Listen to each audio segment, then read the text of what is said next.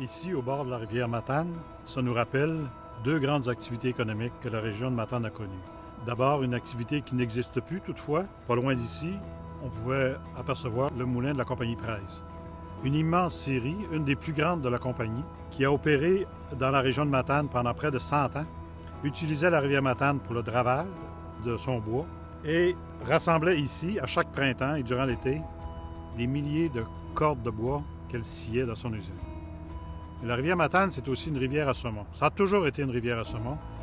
À l'époque de la seigneurie, ça l'était, ça l'a été et ça l'est encore. Par contre, les propriétaires qui vivaient le long de la rivière avaient le droit de pêcher le saumon. C'était un droit acquis.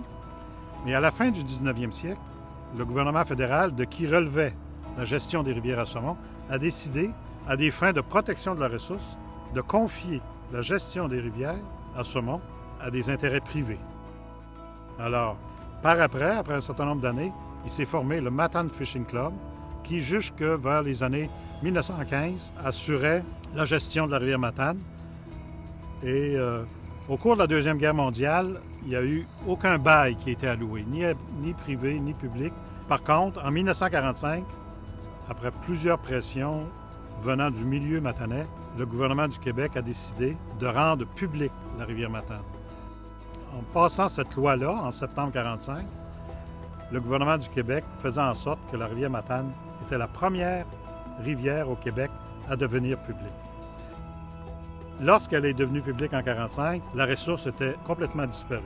Il y a eu des efforts immenses qui ont été faits pour régénérer la rivière. Ça a été couronné de succès, un très grand succès. Et à partir surtout des années 50, 60, la pêche au saumon est devenue une activité populaire, touristique. Et maintenant, la rivière Matane est toujours une rivière publique. Elle est gérée par une société, la Société de gestion de la rivière Matane. C'est une des rares rivières à saumon aussi qui passe en plein au centre d'une ville. C'est devenu aussi une rivière école, là où on enseigne comment pêcher le saumon, comment prendre soin de la ressource également. Il faut rappeler que la rivière Matane est une rivière très accessible sur tout son parcours. On peut y pêcher facilement. C'est devenu à la fois une attraction touristique, mais aussi un lieu de pêche et un lieu qui sert à la préservation et à la conservation de l'espèce saumon.